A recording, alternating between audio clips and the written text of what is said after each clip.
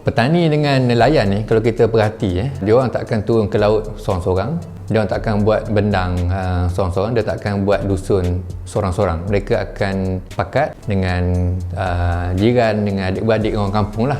Ada pelajaran yang kita boleh ambil lah. Biasa kita sebut macam mana nak selesaikan masalah ekonomi, masalah negara apa semua ni. Jadi kita tengok benda-benda besar. Jadi rupanya kita tengok ke bawah ni, ada juga penyelesaian-penyelesaian, solusi yang kita boleh ambil untuk kita selesaikan masalah yang lebih besar. Yang pertamanya memang kalau tengok nelayan saya sebut tadi, maknanya mereka akan ada dia punya muafakat, dia punya kerjasama lah. So takkan ada kita tengok orang yang pergi ke laut tu seorang ataupun buat bendang seorang, sebab kalau seorang pun contoh yang dia buat bendang tu, dia jaga petak dia je, tapi dia tak peduli petak-petakkan kawan sebelah ni. Saya silap penyakit daripada sebelah tu boleh hinggap ke petak dia. Jadi itulah pentingnya kita ni ada kerjasama. Macam konteks negara kita ni pun banyak ada kerajaan persekutuan, kerajaan negeri, ada yang kaya, ada yang miskin, ada yang lebih, ada yang kurang, ni saling mengukuh dan saling melengkapi antara satu sama lain lah. Memang benda ni nak cakap tu mudah, tapi kita terbukti bahawa tengok nelayan dan petani mereka boleh berjaya kerana mereka boleh pakat dalam dia punya perusahaan tersebut lah. Yang keduanya, tengok pada turun menoreh yang pergi ke laut ni, dia akan turun awal-awal pagi. Jadi kalau orang katalah mereka ni malas, mereka ni tak rajin, tak betul, sebab dia orang turun tu sebelum kita pergi berjabat lagi. Maknanya mereka ni produktiviti tu tinggi.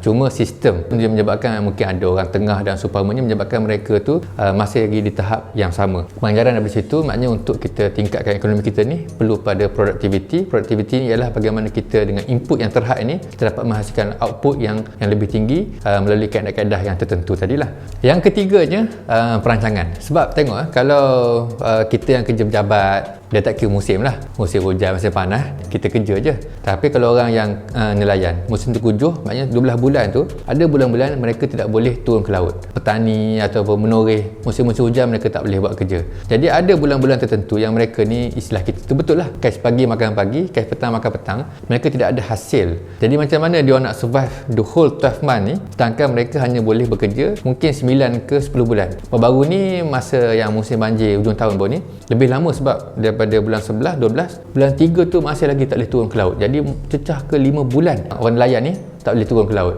Jadi di sinilah pentingnya perancangan supaya adalah kata dapur tu tak putuslah berasapnya. Yang keduanya, orang dulu dia ada cara pula. Hari yang ada ikan segar, makan ikan segar. Lepas tu buat ikan kering, daging buat daging salai, supaya ada waktu-waktu yang musim hujan tu mereka masih lagi ada makanan. Dan sini pentingnya perancangan. Sebab kita kena bersedia pada hari-hari yang hujan kan. Orang kata apa? Kusangka cerah hingga ke petang, rupanya hujan di tengah hari.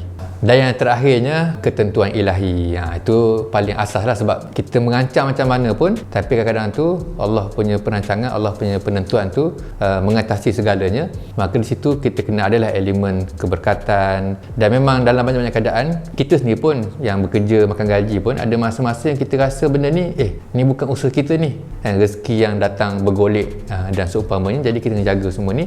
Jadi ringkasnya, memang banyaklah kita boleh belajar daripada orang kampung, bagaimana mereka meneruskan kehidupan survival mereka ni, dan kita di peringkat yang di bandar atau muda ni banyak boleh belajar daripada golongan-golongan ini.